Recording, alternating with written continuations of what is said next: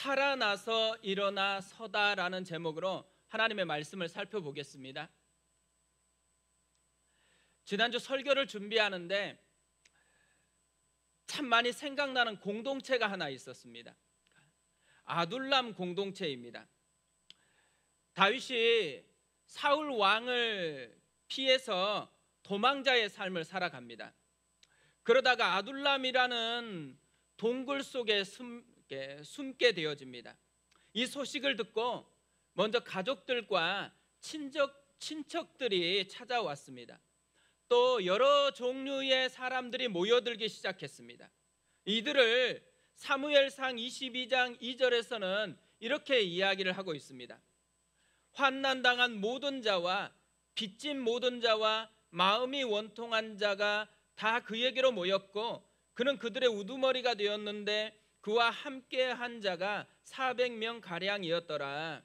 환난당한 모든 자, 빚진 모든 자, 마음이 원통한 자들입니다.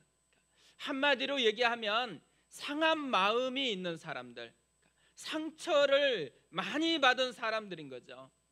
근데 보통 상한 마음을 가진 사람들은요, 기본적으로 가시가 돋쳐 있습니다. 그래서 살짝만 잘못 건드리면 분노를 폭발하는 그런 현상을 보여주죠. 또 상한 마음을 가진 사람들은요, 마음을 잘 열지 않습니다. 곁에 있는 사람들에게도 마음을 잘 열지 않을 뿐만 아니라 하나님의 말씀이 선포돼도 그 말씀에도 잘 마음을 열지 않는 그런 모습이 있다라는 거죠. 그런데 이런 사람들이 모여 가지고 아둘람 공동체가 이루어졌습니다. 아마 엄청 힘들었을 거라고 생각합니다. 누군가 여기서 하나 잘못 얘기했다가 분노가 폭발해서 대판 싸우고, 또 조금 가까이 가려고 다가갔더니만 마음을 꽁꽁 닫아 놔가지고 또 이게 마음이 상하는 이런 답답한 공동체의 모습을 가졌을 것입니다. 그런데요, 이렇게 상처 입었던 사람들이요, 통일 왕국이 되었을 때 다윗의 용사였습니다. 다윗의 책사였고, 다윗이 통치하는 모든 부분에 있어서 지도자로 세워졌던 그런 사람들이 되어집니다. 어떻게 이렇게 상처로 가득했던 인생이 용사로, 그런 놀라운 지도자로 변화될 수가 있었을까요? 다윗이 이 사울 왕을 피해서 도망 다니다가 굴에 있었을 때 지은 시가 있습니다. 시편 57편인데요 1절 2절에서 이렇게 노래를 합니다. 하나님이여 내게 은혜를 베푸소서, 내게 은혜를 베푸소서. 내 영혼이 주께 피하되 주의 날개 그늘 아래에서 이 재앙들이 지나가기까지 피하리이다. 내가 지존하신 하나님께 부르짖으며 곧 나를 위하여 모든 것을 이루시는 하나님께로다. 지금 다윗과 이 아둘람 공동체가 뭘 사모하는 거예요? 은혜. 은혜를 베푸소서, 은혜를 베푸소서. 은혜를 사모하는 거죠. 문제 해결법이 아니고요, 은혜를 사모한다라는 거예요. 이들은 하나님을 구하고 있다라는 거죠. 상처의 자리에 하나님의 자리로 채우고 있다라는 거예요. 상처가 끄는 삶에서 하나님이 끄는 삶으로 전환되고 있다라는 것이죠. 다윗도 사실 그 인생을 보면 정말 구구절절했죠. 상처가 굉장히 많았습니다. 젊었을 때는 장인어른이 죽이려고 했어요. 또 나이가 들어서는 아들이 죽이려고 해서 도망자가 됐습니다. 이렇게 상처가 많은 인생인데 자기 인생을 돌아보면 난 정말 힘든 인생이다, 상처뿐이다, 이렇게 고백할 것 같잖아요. 그런데 다윗은 이렇게 고백합니다. 여호와는 나의 목자시니 내게 부족함이 없으리로다. 상처가 끌고 가는 인생이 아니고 여호와가 끌고 가는 인생이 되었다라는 것을 의미하는 것이죠. 저는 이런 아둘람 공동체와 또 다윗을 보면서요, 발견한 것이 있어요. 상처 없는 인생은 없다라는 것이죠. 그런데 어떤 사람은 상처가 계속해서 그의 인생을 끌고 가게 방치를 해 둡니다. 상처의 영향력 아래에서 오늘을 살아가는 거죠. 반면에 어떤 사람들은 상처에 끌려다는 것에서 벗어나요 하나님이 이끌어가는 삶을 살아갑니다. 하나님의 영향력 아래에서 오늘을 살아간다라는 거죠. 우리가 상처가 끌고 가는 삶이 아니고 하나님이 이끌어가는 삶이 되었으면 좋겠습니다. 오늘 말씀을 묵상하다가 왜 이런 아둘람 공동체가 생각이 났을까요? 지금 이 마른 뼈들이요 바로 아둘람 공동체에 모여 있었던 그 사람들하고 비슷하기 때문에 그렇습니다. 마른 뼈들이 어떤 사람들이에요? 이스라엘 백성이라고 이야기합니다. 11절에 이렇게 이야기해요. 또 내게 이르시되 인자야 이 뼈들은 이스라엘 온 족속이라. 그들이 이르기를 우리의 뼈들이 말랐고 우리의 소망이 없어졌으니 우리는 다 멸절되었다 하느니라. 이스라엘 백성이라는 말은 무슨 의미예요? 하나님의 택하신 백성이라는 말인 거죠. 분명히 껍데기로는 하나님의 백성인데요 그들의 언어 속에 하나님이 없습니다. 우리의 뼈들이 말랐고 우리의 소망이 없어졌으며 우리는 다 멸절되었다. 다 뭐가 가득해요? 우리만 가득합니다. 자기 자신이 하나님을 대신하고 있다라는 거죠. 자기가 인생의 주인이라는 말이에요. 이런 이들이 자기가 주인인데 왜 이렇게 절망하는 고백을 하고 있을까요? 자신이 처한 눈앞의 현실, 바벨론 포로라는 이 절망적인 현실 때문에 그런 거죠. 이들은요 자기의 미래가 하나님께 달려있다라고 생각하지 않았다라는 거예요. 자기의 미래는 환경에 의해서 결정된다고 생각하는 거죠. 자기의 운명은 환경에 의해서 결정된다라고 믿는 거예요. 껍데기는 하나님의 백성인데 속에 있는 것은 하나님을 믿는 믿음이 아니고 자기를 믿는 믿음이에요.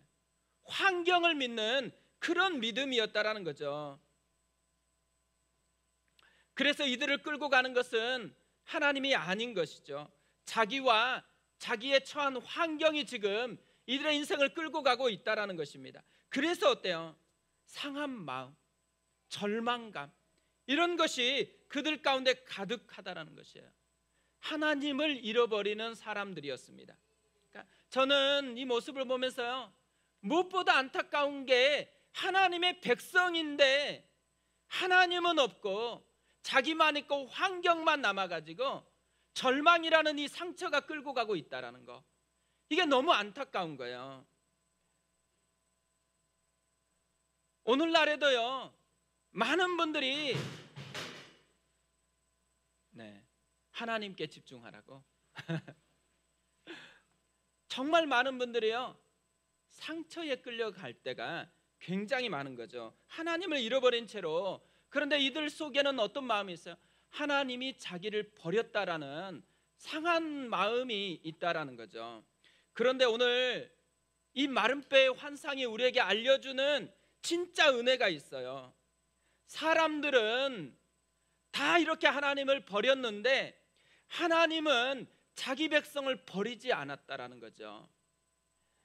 마른 뼈가 가득한 곳으로 하나님이 찾아오셨습니다. 왜 찾아왔을까요?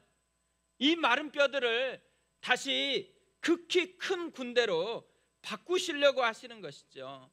상처가 끌고 가는 인생을 하나님이 이끄는 인생으로 바꾸려고 오셨습니다. 자기나 현실이 아니에요. 하나님이 이끄시는 그 인생을 맛보라는 것이죠. 찬송가 88장에 내 진정 사모하는 이라는 찬양이거든요. 2절 후반절 가사가 이렇습니다. 온 세상 날 버려도 주 예수 안 버려 끝까지 나를 돌아보시니. 하나님의 백성인 자신들도 하나님을 버렸는데 하나님은 포기하지 않으신다, 이게 복음이라는 거예요. 올 한 해 우리가 경험해야 될 메시지가 뭐겠어요? 온 세상 날 버려도 주 예수 안 버려 끝까지 돌아보시니의 복음입니다. 올 한 해 우리가 전할 메시지가 무엇일까요? 하나님은 결코 너를 포기하지 않으신다라는 거죠. 상황에 속지 말라는 거예요. 나의 연약함에 속지 말라라는 것입니다. 올 한 해도 분명히 힘든 일이 있겠죠. 또 상처를 받을 거라고 생각을 합니다.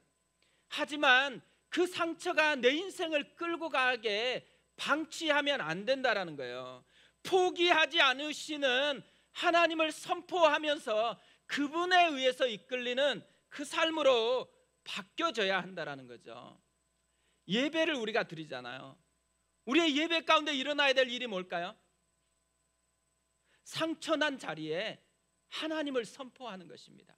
일주일 내내 힘겨웠던 그 마음에 힘겨운 그 자리에 하나님이 포기하지 않으신다라는 이 복음을 선포하는 것이죠. 그래서 올 때는 힘든 마음을 가지고 또 힘들었던 많은 사연을 가지고 왔을지라도 나갈 때는 하나님이 가득 차서 나가야 되는 것이죠. 우리 마음에 하나님이 가득해서 하나님이 이끄시는 그 삶을 풍성하게 채워서 가야 된다는 거죠. 이것이 예배가 있는 이유라는 것입니다.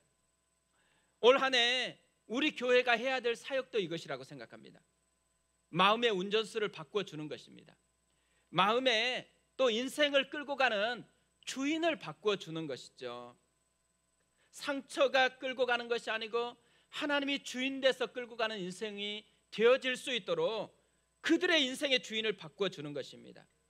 이 시대에 많은 마른 뼈들을 살려내서 하나님이 이끄시는 그 삶을 맛볼 수 있도록 도와주는 것, 이것이 올 한 해 우리 교회에 주어진 꿈이고 사명이라는 거죠. 어떻게 하면 그렇게 할 수 있을까요? 마른 뼈와 같이 상처가 가득해서 끌려가는 그 인생을 군대와 같이 하나님이 이끄시는 그 인생으로 어떻게 하면 변화시킬 수가 있을까요? 오늘 말씀이 그것을 우리에게 잘 보여주고 있죠. 오늘 말씀을 보면요, 마른 뼈가 군대가 되는 것은 단번에 일어난 일이 아닙니다. 단계가 있어요. 두 가지 단계를 통해서 변화가 일어나고 있습니다. 이 마른 뼈가 군대가 되는 첫 번째 단계가 뭐냐면 말씀의 영향을 받아들이는 단계예요. 말씀의 영향력 아래서 살아가는 단계인 거죠. 7절에 이렇게 되어 있습니다. 이에 내가 명령을 따라 대언하니 대언할 때 소리가 나고 움직이며 이 뼈 저 뼈가 들어맞아 뼈들이 서로 연결되더라. 그러니까 마른 뼈가 언제 살아나기 시작했다 그래요? 하나님의 말씀을 대언하는 소리를 들을 때인 거죠. 말씀의 영향을 받을 때 뼈들이 연결되기 시작했어요. 힘줄이 생겼어요. 살이 돋아났어요. 가죽이 덮였습니다.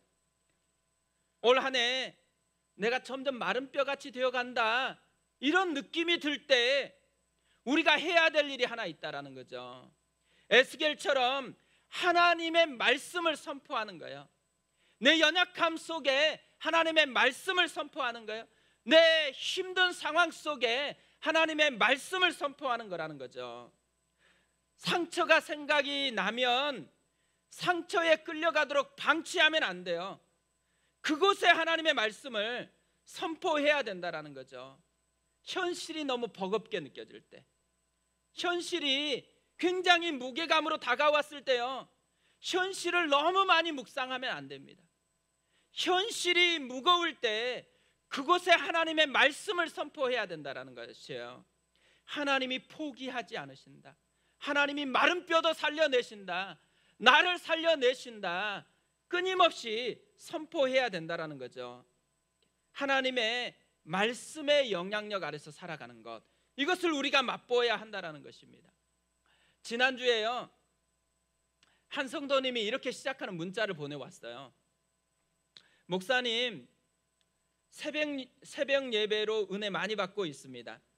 오늘 시댁에서 어머니로부터 명절에 내려오라고 연락이 왔습니다. 사실 명절에 또 시댁에서, 친정도 아니고 시댁에서 내려오라, 알아서 내려갈 건데 내려오라, 이 말은 뭐예요? 굉장히 힘들다라는 거잖아요. 사실 정말 시댁과 어려운 관계에 있어요. 그리고 정말 많은 상처를 받고 있어요. 그러니까 얼마나 힘들겠어요. 그래서 제가 답변을 드렸어요. 그랬더니만 다시 이런 문자를 보내왔습니다. 아멘. 함께 하시는 하나님을 힘입고 기도하는 마음으로 오늘 주신 말씀대로 십자가 사랑으로 안경을 쓰고 담대히 나아가겠습니다. 상처가 사로잡았었는데 순간 다시 하나님의 말씀이 작동하기 시작하는 거죠. 말씀의 영향력으로 전환되어지니까 상처가 이끄는 것이 아니고 하나님의 이끄심으로 변화됐다라는 거예요. 그래서 힘들 것이지만 담대하게 도전하겠다라고 이야기를 하고 있습니다. 말씀은요, 마음의 운전수를 바꾸는 능력이 있습니다. 내 마음이 엉뚱한 것이 운전해 간다고 생각하면 말씀을 선포하는 거예요. 그 말씀을 선포할 때 그 말씀의 영향력이 우리 가운데 나타나서 운전수가 바뀌어지는, 하나님이 이끄시는 그 은혜를 우리가 경험한다라는 거죠. 올 한 해가 그랬으면 좋겠습니다. 또 특별히 오늘 명절 당일이잖아요. 또 가서 만날 때 기쁨만 있으면 좋은데 혹시 상처가 주어졌다 그러면 선포하세요. 하나님을 선포하세요. 말씀을 선포하세요. 그래서 상처가 아니고 말씀이 이끌어가는 그 은혜를 우리가 누렸으면 좋겠습니다. 또 마른 뼈가 군대가 되기 위해서요, 두 번째 단계가 있어요. 성령의 영향을 받아들이는 단계입니다. 9절에 이렇게 되어 있습니다. 또 내게 이르시되 인자야 너는 생기를 향하여 대언하라. 생기에게 대언하여 이르기를 주 여호와께서 이같이 말씀하시기를 생기야 사방에서부터 와서 이 죽음을 당한 자에게 불어서 살아나게 하라 하셨다 하라. 여기서 이 생기라는 이 말은요, 원어로 루하흐거든요. 이 단어는 여러 가지 의미로 사용되고 있습니다. 숨, 호흡, 바람, 영, 또 성령, 이런 여러 가지 뜻으로 사용이 되고 있어요. 예를 들면 창세기 2장 7절에 이렇게 사용이 됩니다. 여호와 하나님이 땅의 흙으로 사람을 지으시고 생기를 그 코에 불어 넣으시니 사람이 생명이 되니라. 하나님이 사람을 창조하는 과정에서 생기를 그 코에 불어 넣으시니 이때에 이 생기가 루하흐예요. 하나님은 그냥 인간을 인형으로 만든 게 아니에요. 첫 번째 단계에서는 흙으로 사람의 모양을 만드셨잖아요. 근데 여기서 끝내지 않아요. 코에 생기를 불어 넣으셨습니다. 그래서 생명이 되었다 그래요. 살아 움직이게 되었다라는 얘기죠. 하나님의 나라를 풍성하게 누리게 만드셨어요. 그뿐만 아니라 하나님의 대리 통치자가 되어서 하나님과 함께 하나님의 나라를 다스리도록 인간을 만드셨다라는 거예요. 마른 뼈도요 마찬가지입니다. 8절에 보면 이렇게 되어 있습니다. 내가 또 보니 이 뼈에 힘줄이 생기고 살이 오르며 그 위에 가죽이 덮이나 그 속에 생기는 없더라. 지금 마른 뼈들이 이 뼈 저 뼈들이 맞아서 연결되고 힘줄이 생기고 살이 돋고 가죽이 덮였어요. 사람의 모양이 됐어요. 여기까지만 보면 너무 좋잖아요. 하나님의 기적이나 이런 체험들을 굉장히 많이 경험을 했어요. 얼마나 좋아요. 근데 문제가 하나 있어요. 생기가 없어요. 움직이지를 않아요. 진짜 능력 있는 하나님의 계획에 맞는 그런 삶은 맛보지 못하고 있다라는 것이죠. 근데 저는 이 모습을 보다가요, 혹시 우리 교회가 이런 모습이면 어떡하지? 이런 생각이 들기 시작하는 거예요. 분명히 우리 교회도요, 과거에는 은혜가 정말 많았습니다. 특별히 말씀의 은혜가 정말 많았던 것 같아요. 저도 신기했던 거, 설교하려고 이렇게 올라서서 이야기를 꺼냈는데 눈물이 주르륵 흐르는 분들을 계속해서 보았습니다. 그래서 왜 울지? 어디서 눈물이 흐르는 거지? 이 생각을 하면서 설교를 했던 적이 참 많았거든요. 어떤 분은 눈물이 너무 많이 나가지고 휴지로 이렇게 눈물을 닦다가 눈에 염증이 생겨가지고 병원에 가는 그런 일이 있었던 교회가, 그런 예배가 우리의 예배였어요. 또 많은 분들이 와서 회복이 됐어요. 삶이 회복되고 신앙이 회복되고 가정이 회복되는 이런 은혜들이 누려졌습니다. 상처에서 하나님이 이끄시는 삶으로 나아가는 것들이 생겨났죠. 그런데요, 코로나 지나고 또 시간이 점차 이렇게 흘러가다 보니까요, 어느 순간 보니까 은혜의 자리에 자꾸 다른 것들이 채워지는 것 같은 느낌이 들어요. 그리고 자꾸 사람들을 의식하고 사람들에 대해서 생각하고 사람들을 평가하고 그것들을 또 이야기하는 이런 일들이 참 많아지고 있다는 생각이 들었습니다. 그러니까 슬슬 어느 정도 시간이 되니까요, 이제 좀 갖추었다고 생각하는 것 같아요. 그러다 보니까 하나님 자리에 엉뚱한 것들이 차지하는데 본인은 괜찮고 남은 변화되어야 된다라는 그런 의식을 갖기 시작한다라는 거죠. 왜 그럴까요? 생기가 없었더라 현상이 자기 가운데 일어나고 있는 것이죠. 근데 이걸 방치하면 안 되는 것이잖아요. 어떤 면에서는 나는 그렇지 않다, 괜찮습니다. 근데 내가 그런 것 같다, 그러면요, 방치하면 안 된다라는 거예요. 이제 새로운 단계로 접어들어야 하는 때가 됐다라는 말이에요. 새로운 단계가 어떤 단계를 의미하는 거예요? 성령의 영향을 받아들이는 단계라는 거죠. 10절을 보세요.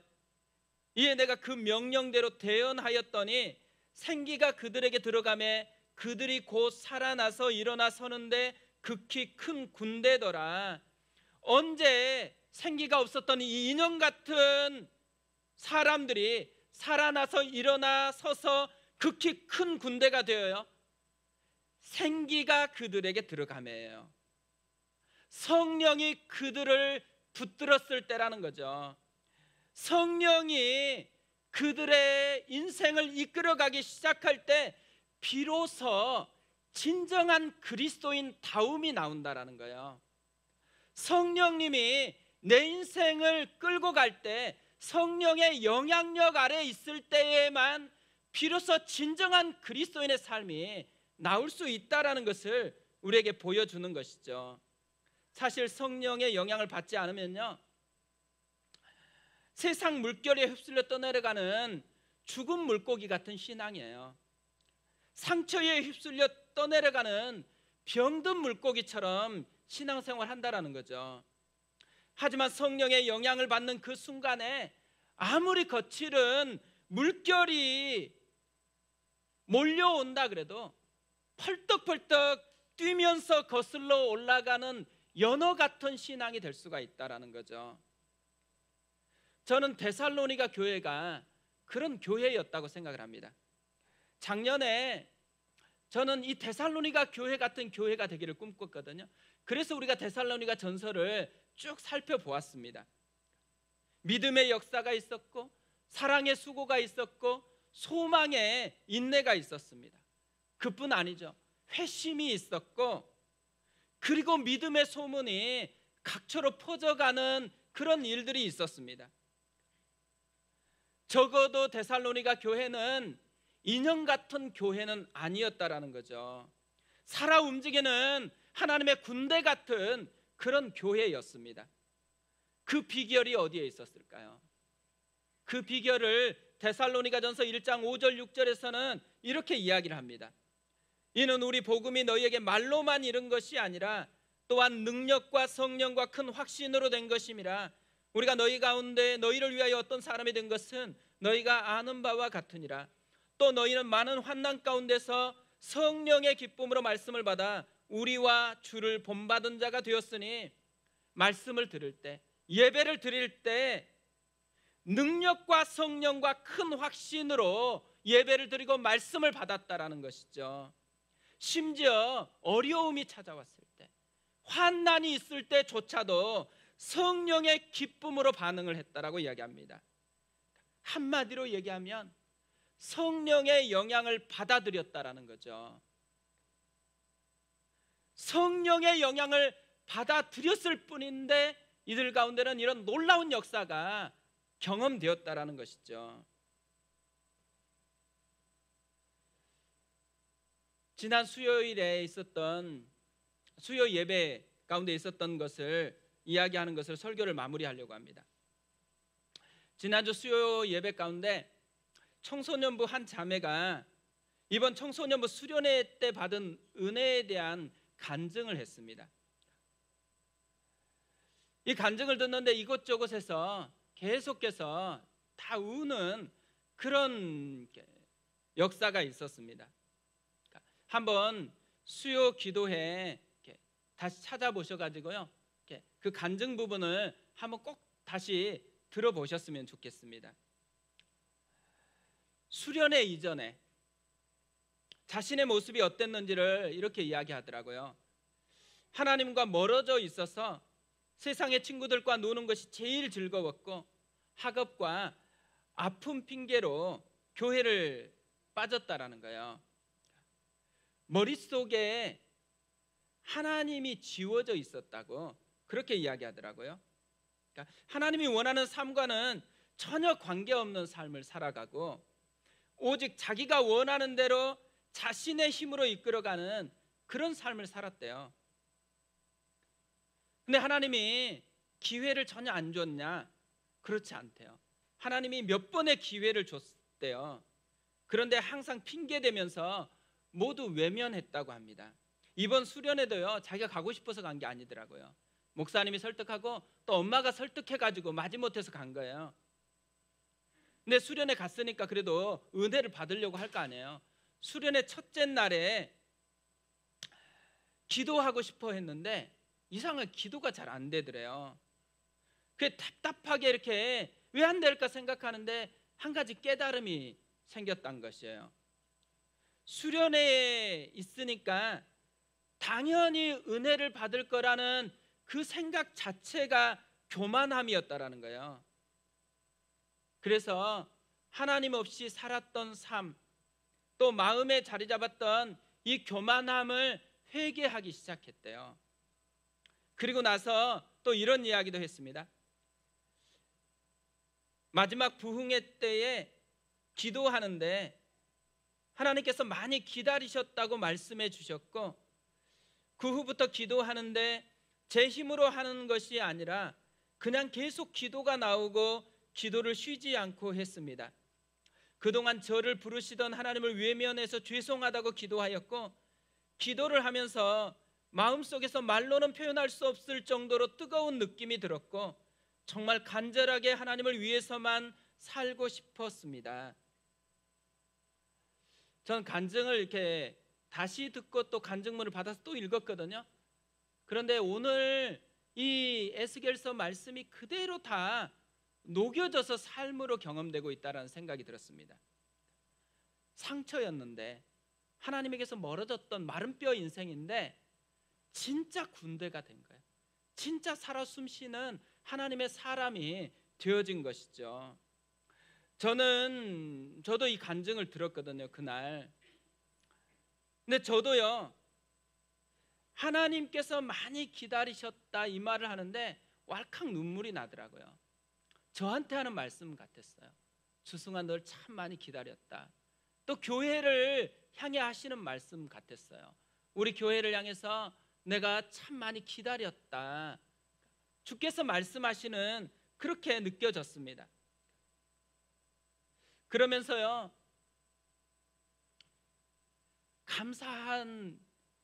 감사할 게 하나 생각이 났어요. 저희가 그 주간에 새벽 예배를 드리면서 새벽 예배 때 함께 참여하는 모든 분들과 함께 청소년부를 위해서 집중해서 기도했거든요. 또 청소년부 아이들의 영혼을 위해서 정말 간절히 기도를 했어요. 그런데 놀랍게도 하나님께서 그 기도를 들으셔서 아이들의 영혼을 바꿔주신 거예요. 이 아이만 그런 게 아니에요. 또 다른 아이들도 하나님이 만져주셔가지고 특별한 은혜가 있었던 청소년부 수련회가 되어질 수 있도록 인도해 주신 것이죠. 저는 예수님이 말씀하셨던 누가복음 11장 13절 말씀이 생각이 났습니다. 너희가 악할지라도 좋은 것을 자식에게 줄 줄 알거든 하물며 너희 하늘 아버지께서 구하는 자에게 성령을 주시지 않겠느냐 하시니라. 성령의 영향을 받는 것은 다른 게 아니에요. 구하는 것입니다. 하나님을 신뢰하고 구하는 그때에 성령께서 우리의 약속대로 만지시고 이끌어 가신다라는 거죠. 오늘 이 에스겔 37장 말씀은 교회 2.0을 선언하는 우리 교회에 주신 사명이고 꿈에 해당하는 말씀입니다. 이 어려운 시대에 개척 교회가 되어진다라는 거, 특별한 사명을 인식하지 않고서는 이 길을 걸어갈 수가 없는 것이죠. 하나님이 우리에게 주신 사명, 상처가 가득한 이 시대의 한 마른 뼈와 같은 영혼에게 찾아가서 그들을 다시 하나님의 군대로 살려내라는 것이죠. 이 마른 뼈와 같은 인생을 군대로 바꿔내는 사명, 이게 우리 교회 2.0의 사명이라는 거죠. 아둘람 공동체처럼 되어지는 것입니다. 그래서 상처가 아니고 하나님이 이끄시는 사람이 되도록 인도하는 것이죠. 그러기 위해서 우리가 해야 될 것 두 가지가 있다는 거죠. 말씀의 영향을 받아들이는 것입니다. 성령의 영향을 받아들이는 것입니다. 오늘부터 당장 상처가 아니고 하나님이 이끄시는 인생이 됐으면 좋겠습니다. 마른 뼈에서 멈춰 있지 않고 하나님의 군대로 변화돼서 나아가는 삶이 됐으면 좋겠습니다. 그리고 올 한 해가 이 은혜를 우리도 누리고 마른 뼈와 같은 영혼이 보이면 그 영혼에게 말씀을 선포하고 성령님의 은혜가 있도록 기도함으로 영혼을 군대로 바꿔내는 그런 역사가 있는 한 해가 됐으면 좋겠습니다. 우리 그 마음을 가지고 하나님 앞에 찬양하고 기도하도록 하겠습니다.